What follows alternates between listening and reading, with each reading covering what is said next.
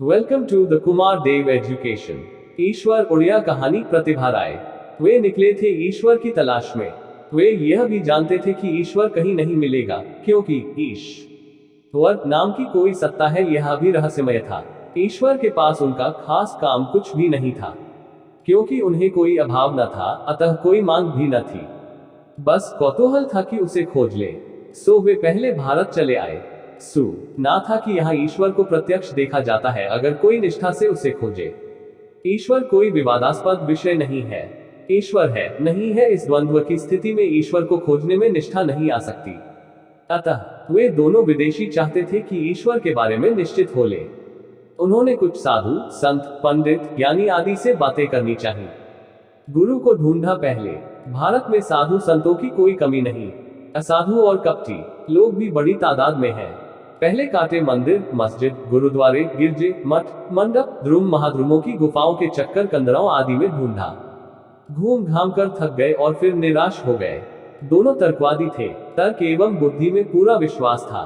उन्हें लगा कि लकड़ी, पत्थर, सोना, चांदी, मार्बल, कांसे की मूर्तियां या चित्रपट कोई ईश्वर नहीं, उनका तो नाश हो जाता है समय आने पर। ईश्वर तो तर्क एवं बुद्धि से हटकर है। एक दूसरा रास्ता चुना उन्होंने। अब कुछ पंडितों से मिले। उन्हें लगा कि भक्ति, ईश्वर और तर्क एक दूसरे के विरोधी नहीं है। अंधा होकर ढूंढने से खोज पूरी नहीं होती। उनके सवाल थे, ईश्वर का रंग कैसा है, आकार कैसा है, आपने देखा है, स्पर्श किया है? नहीं, तो फिर कैसे मानते हैं कि ईश्वर है? उत्तर देना नहीं, बल्कि यह गुरु का काम है उत्तर निकलवाना। अतः निर्विकार और निर्लिप्त गुरु ने पूछा, प्रकाश क्या है? विदेशी, एक शक्ति। गुरु, देखा है, प्रकाश दिखता है। विदेशी हड़बड़ा गए, नहीं, खुद नहीं दिखता, मगर चीजों को दिखा देता है। गुरु, प्रकाश का रंग कैसा है? दुविधा में पड़े विदेशी ने बताया, प्रकाश का रंग सफेद नहीं, लाल ना गुलाबी, हरा नहीं, प्रकाश का कोई रंग नहीं होता। उल्टे प्रकाश ही प्रतिफलित होकर उस चीज का रंग प्रकट करता है। गुरु ने मुस्कुराकर कहा, प्रकाश कब उपस्थित रहता है, उषा, सायं, रात में या सुबह? विदेशी ने स्पष्ट कहा, प्रकाश तो सदा विद्यमान है, रात में प्रकाश नहीं है। ऐसा कहने वाले प्रकाश के बारे में जानते नहीं। गुरु के चेहरे पर प्रकाश उतर रहा है। पूछा, प्रकाश कहाँ रहता है? भारत में, इंग्लैंड, अमेरिका, अंतरिक्ष में या पहाड़ पर, या शास्त्र में? वह तो सर्वत्र विराजमान है, भारत या अमेरिका में नहीं। स्थानातीत, कालातीत होता है। प्रकाश मेरे देश का है या मेरी जाति का है, ये बातें तो मूर्खता भरी है। विदेशी ने जरा उत्तेजित होकर कहा। गुरु ने वैसे ही मुस्कुराकर पूछा, प्रकाश की गति कैसी है? स्वच्छ पदार्थ में गति करता है, अस्वच्छ पदार्थ अवरोध पैदा कर देता है उसकी गति में। धीरे धीरे प्रकाश उभर रहा था विदेशी के चेहरे पर। गुरु ने पूछा, तुमने स्पर्श किया है प्रकाश को? चिकना है या खुरदरा? विदेशी, मैंने प्रकाश को कभी नहीं छुआ, पर इसका कोई निश्चित आकार नहीं। गुरु ने अंत में पूछा, तो कैसे विश्वास करते हो कि प्रकाश है? दृढ़ स्वर में दोनों ने एक साथ कहा, प्रकाश तो एक अनुभव है, एक शक्ति की स्थिति का अनुभव, उसी से उपलब्ध होता है प्रकाश। संतुष्ट होकर गुरु बोले, मित्रों, आपने प्रश्न का उत्तर स्वयं दे दिया है। अब तो ईश्वर की स्थिति के बारे में संदेह मिट गया होगा। कैसे? दोनों चौंके। गुरु ने समझा दिया, प्रकाश की तरह ईश्वर एक शक्ति है, स्वयं दिखाई नहीं देता, पर विश्व को दृश्यमान करता है। ईश्वर निराकार सर्वविद्यमान है, स्वच्छ हृदय में रहता है। वह कालातीत है, स्थानातीत है। प्रकाश बिना सृष्टि अंधेरे में है, वैसे ही ईश्वरानुभव बिना चेतना मोहाच्छन्न है। ईश्वर एक अनुभव है। जब आदमी बिना चिंतन स्थूल से ऊपर उठता है, तब इस अलौकिक शक्ति की उपलब्धि होती है। चिंतन और चेतना के शीर्ष पर हालांकि ईश्वर सूक्ष्म रूप में विद्यमान है। प्रज्ञा का मूल है यह शुद्धतम सत्य और अमिट आनंद का अन्वेषण, जिससे समझ में आता है कि ईश्वर ही प्रकाश है और मुक्ति है, स्पृहा और उपलब्धि है। विदेशी गुरु के शब्दों की व्याख्या करने लगे। आधुनिक जग ज्ञान, विज्ञान, प्रतिभा और प्रज्ञा के सहारे गुरु ने और भी कई बातें बताई ईश्वर के संबंध में। खोज में चल पड़े वे। अब उन्हें लग रहा है ईश्वर विद्यमान है, पर कहाँ, किस प्रकार उनसे भेंट होगी, इस बात का पता नहीं दिया है गुरु ने। अतः नाना संदेह, संशय का अतिक्रमण कर ईश्वर को खोजा जा रहा है। निष्ठा हो तो ईश्वर सूक्ष्म भाव से दर्शन देता है। उनके मनों में यह बात अब पैठ गई है। कुछ लोग स्वयं को ईश्वर बता रहे थे। उनमें आपसी खून खराबा, मारपीट, षड्यंत्र भी देखा उन विदेशियों ने। गुरु की बातों को वे हर ईश्वर के साथ मिलाकर देख रहे थे। वैज्ञानिक ईश्वर है, वह तो ईश्वर नहीं उद्भावन करता है। ईश्वर कैसे होगा? कलाकार सृजन नहीं करता, सृजन सौंदर्य को आकार देता है। गुरु है ईश्वर, ईश्वर तो परम गुरु है। देवी देवता है ईश्वर, ईश्वर अव्यय है, लिंग भेद उसमें नहीं। बुद्धिमान है ईश्वर, ईश्वर न युवक है न बूढ़ा। राजा है ईश्वर, राजा का सिंहासन भी राजा का नहीं, वह ईश्वर की कृपा से दिया अस्थायी दान है। राजा भी तो भिखारी हो जाते हैं, तो कौन है यहाँ ईश्वर? दोनों विदेशी भारत में घूमते रहे, अंत में तय किया, बिना दर्शन के ही लौट चले। दोनों ट्रेन के इंतजार में प्लेटफॉर्म पर बैठे हैं।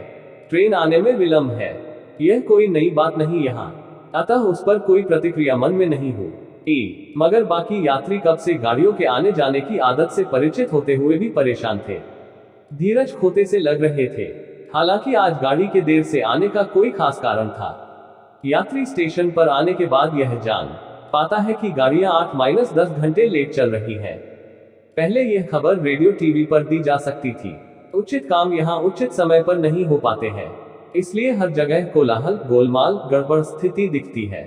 स्टेशन पर भी वही चल रहा है। यात्री बाल बच्चों एवं सामान के साथ परेशान है। कल तूफान में रेल की पटरी पर पेड़ गिर गए थे, हटाने का काम जारी है, इसलिए देर हो रही है। प्लेटफॉर्म पर बैठने की जगह तक नहीं। वेटिंग रूम की स्थिति अत्यंत दयनीय है। सब एक दूसरे पर दोषारोपण कर रहे हैं। लोग जहां कहीं गंदगी कर देते हैं। सफाई का दायित्व तो रेल के मेहतर या स्वीपरों का है, और गंदगी ही गंदगी दिख रही है चारों ओर। भीड़ आज बहुत है, सब नाक पर रुमाल डाले नाक भौं सिकोड़े औरों पर गंदगी फैलाने का आरोप लगा रहे हैं। वेटिंग रूम में पहले से बैठे लोग बेंच और सोफे पर पांव फैलाकर आराम कर रहे हैं। अपने घर की बैठक में भी कोई आता है तो उसके लिए जगह छोड़ देते हैं, मगर पब्लिक प्लेस में कोई सोया है तो कोई बैठने के लिए जगह तलाश रहा है। साधारण सौजन्य की दृष्टि से जगह छोड़ना तो दूर, जबरन दखल कर दूसरों की कोई परवाह भी नहीं करते। मैं पहले आया इसलिए सारी जगह मेरी, यही भाव विराजमान होता है। उन्हें प्लेटफॉर्म पर आना पड़ा, गंदा हो भले ही, कुछ जगह तो बची है। इधर उधर साफ कर यात्री जगह बना लेते हैं। वहां अखबार बिछाकर एक परिवार वहीं अपनी दुनिया जमाकर बैठ गया है। अटैची, टिफिन करिए, पानी की बोतलें वगैरह भी हैं। लगता है दो संपन्न परिवार छुट्टियां बिताने निकले हैं। 2 महिलाएं, 2 पुरुष, 4 बच्चे, खूब हंसता खेलता परिवार लग रहा है। दोनों विदेशियों को देखकर कुछ प्रफुल्ल दिख रहे हैं। दोनों महिलाएं बातों बातों में बेडिन के सहारे टिक गई हैं। वैनिटी बैग से आईना निकाल चेहरा देख रही हैं। होंठों पर लिपस्टिक घुमा ली। सुबह का किया मेकअप फीका हो आया था, थोड़ा पोंछकर पफ कर लिया। तिरछे नेत्रों से दोनों विदेशियों को देख रही थी। वे लोग अधीर न थे, न ही खींच थी उनके चेहरे पर। दोनों विदेशी उनके मनोविनोद की वस्तु बन चुके थे। लोग उनके करीब आ रहे थे। भारत भ्रमण के अनुभव ने उन्हें बता दिया था कि अब यहाँ देश प्रेम की बजाय विदेशी प्रेम का चलन अधिक है। फौना को देखकर हर कोई उसे देवदूत समझ विस्मय और कुतूहल से, उल्लास भरे आग्रह से देखने लगता है। उनके देश की मामूली चीजें भी इंपोर्टेड के नाम पर कीमती बन जाती है। इन दिनों विदेशों की कलम, घड़ी, बेल्ट, जैकेट, कंघा, ब्लेड, शेविंग लोशन वगैरह हस्तांतरित हो चुके हैं। भारतीय चीजों के बदले नई वस्तु देकर पुरानी काम में लाई गई वस्तुएं आग्रह से रखी गई हैं। अजीब है यह क्रेज भी। गोरी चमड़ी, धूसर बाल, भूरी आंखें, रंगीन होंठ देखे नहीं कि भारतीय घेर लेंगे। किस देश का है, मगर फॉरेनर पर फिदा हो जाएंगे। कुछ तो फॉरेन ट्रिप के सपने देखने लगेंगे। इससे शायद भारतीय की मित्रता की भावना ही प्रकट होती है। मित्र देश के प्रति आग्रह प्रकट करना बुरी बात नहीं है। वह परिवार क्रमशः निकट आता गया। बातचीत शुरू हुई और लोग अपनी स्वाभाविक अंग्रेजी में विदेशी लहजा मिलाकर अलग तरह का उच्चारण करने लगे। कुछ अजीब सा लगता है। धीरे धीरे वे अपना बैग खोलकर चीजें दिखा रहे हैं। हम भी इंपोर्टेड चीजें रखते हैं, उन्हें पता तो लगे। घड़ी, camera, tape recorder, V0, C0, R0 वगैरह सब विदेशी हैं। अपने विदेशी रिश्तेदारों का पता बता रहे हैं। अब स्पष्ट हो गया है कि दोनों परिवार उनके प्रति जितनी रुचि ले रहे हैं, दोनों विदेशी इनमें उतनी रुचि लेते नहीं दिखते। निगाह कहीं और है। ईश्वर की परिभाषा याद कर उस अद्भुत जीव को ढूंढ रहे हैं। शायद मिल जाए। प्लेटफॉर्म पर 2 जोड़ी आंखें, प्लेटफॉर्म की है या किसी जीव की। पशु है या आदम या कोई ईश्वर। इस जीव को दिन भर चलते फिरते देखा है, अब यहाँ खुद कचरे का प्रतीक बनकर निस्सहाय पड़ा है। दिन में गंदे फर्श पर पड़े किसी फटे कपड़े को लपेटे था, वह भी हड्डी वाली। कमर से बार बार फिसल रहा था। उधर कोई ध्यान न था। इस समय वह टुकड़ा निकाल ओढ़े पड़ा है, निर्वस्त्र देह को प्लेटफॉर्म की गंदगी पर फैलाए लेटा है राजसी ठाठ में। रंग कैसा है इसका, गोरा या काला? कभी न कब इसका एक रंग रहा होगा। फिलहाल तो इस बिखरे कूड़े करकट के मटमैले रंग में मिल गया है। इस जीव के बाल मटमैले हैं या धूसर? चेहरा कैसा है, कुछ पता नहीं चलता। किसी भी जीव के सिर की हड्डी या चेहरे पर मांस न हो तो हर खप्पर और उसकी हड्डी ऐसी ही दिखेगी। इसकी हड्डी पर मांसहीन चमड़ी का ढक्कन सा लगा है, अतः कोई खास आकृति नहीं बन पाती। बूढ़ा है या जवान, झुलसती उम्र ने या भूख ने हड्डियों का ऐसा ढांचा बना डाला, कुछ पता नहीं चलता। शायद जवान हो, बूढ़ा हो तो आश्चर्य नहीं। उसके भुथा सिर से और भी अनगिनत जीव प्रकट होकर सिर के चारों ओर फर्श पर लीला कर रहे हैं। किसी ने पूछा, ये क्या है? बच्चे ने कहा, न, एक जीव का अनेक जीव आसरा ले सकते हैं, परमात्मा का आत्मा में आश्रय लेने की तरह, अणु में परमाणु की तरह। वह जीव अपने अस्थि में हाथ के लंबे लंबे नाखूनों से उन जरा जरा से जीवों का संहार करता जा रहा है। लेटा लेटा जू मार रहा है टक टक। हिरण्य का संहार करते जा रहे हैं नरसिंह। सृष्टि, स्थिति और विलय का कर्ता शायद एक ही था। जीव का एक हाथ मुक्ति की मशाल जलाने की भंगिमा में फर्श पर दूर जा पड़ा है। नाखूनों में गंदगी भरी है, खुली हथेली, सब कुछ ले लो, सब कुछ दे दो की भंगिमा में निश्चल पड़ी है। जो देता है वह लेता है। कौन है यह? विदेशी अतिथि जितना ही देखते, उनमें उतनी ही उत्कंठा बढ़ती जाती। वे ईश्वर की परिभाषा से मिलाकर देख रहे हैं उस जीव को। परमेश्वर सर्वव्यापी है, ऐसे जीव भारत में सर्वत्र देखे हैं इन विदेशियों ने। वह निर्मल है, स्नान की आवश्यकता क्या है? शायद यह जीव स्नान नहीं करता। विश्वोदर के लिए वस्त्र की जरूरत नहीं, राम के लिए आभूषणों की क्या आवश्यकता है? ऐसा जीव वस्त्राभूषण नहीं पहना करता। निर्लेप को गंध की क्या जरूरत? निर्गत को धूप का क्या उपयोग? निर्लिप्त के लिए नैवेद्य किस लिए? जीव को गंध या महक कुछ प्रभावित नहीं करती। इधर कभी कोई नैवेद्य अर्पित करता नहीं दिखता। अस्मिता, प्रेम, क्रोध, गुमान जैसा कुछ नहीं। ऐसा जीव मान अपमान के प्रति निर्लिप्त होता है, वह इस सब से ऊपर उठा होता है। इनमें राग, द्वेष, ईर्ष्या, अस्मिता जैसा कुछ होता है। ईश्वर न युवा है न बूढ़ा, ईश्वर अनाम है, वह सर्वनाम भी है। ऐसे जीव का कोई नाम नहीं। कोड़ी, लंगड़ा, लूला, बड़े बूढ़े मंगते जिस नाम से बुलाएं वह सुनता है। दोनों विदेशी उस जीव के निकट आ गए। उन्होंने उत्सुक होकर पूछा, तुम्हारे माता पिता कौन है? जन्म कब हुआ? बाल बच्चे? हर सवाल के उत्तर में मुक्त मशालधारी सका हाथ नास्तिक में हिल रहा था।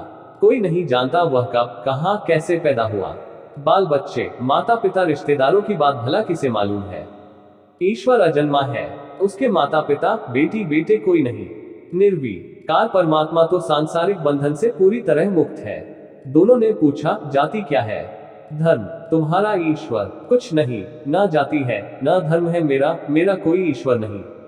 उस जीव का हाथ कुछ इसी ढंग से हिल रहा है। ईश्वर की जाति नहीं, धर्म नहीं, परमेश्वर का ईश्वर कौन होगा? तो यह जीव कौन है? घर बार कहाँ है? रहता कहाँ होगा? मंदिर, मस्जिद, गिरजा, गुरुद्वारे में? मेरा कुछ नहीं, कोई ठिकाना नहीं, कोई एक निवास नहीं। ईश्वर निराधार है, उसका ठौर ठिकाना कैसा? दोनों का हाथ पकड़ बच्चों ने उनको खींच लिया। उधर उनकी माए टिफिन करियर खोले पैसारा बिछा रही थी। विदेशियों को आग्रह पूर्वक खिलाना चाह रही है वे। आंखों में आमंत्रण का अनुरोध। विदेशी हाथ जोड़े क्षमा मांग रहे हैं, सज्जनता में नहीं, भय, आशंका और संदेह में। पूर्ण विराम। भारतीय भोजन, दवा, दूध, पानी सब में तो घालमेल है। दूषित परिवेश, अगणित गो के जीवाणुओं से भरा है। यह भोजन लेने का मतलब बीमारी बुलाना है। बड़े बड़े होटलों में परीक्षित भोजन करते हैं, जीवाणु मुक्त पानी साथ रखते हैं, दवा का अपना बक्सा खुद लाते हैं। परिवार के सब लोग नाक पर रुमाल रखे उस दुर्गंध भरी हवा में खाना खा रहे हैं। प्राणों को आधार देना जरूरी है अन्न का। एक प्लेट है जिसमें जूठन डाल रहे हैं वे। छोटे बच्चे ने तो उसी में उल्टी कर दी।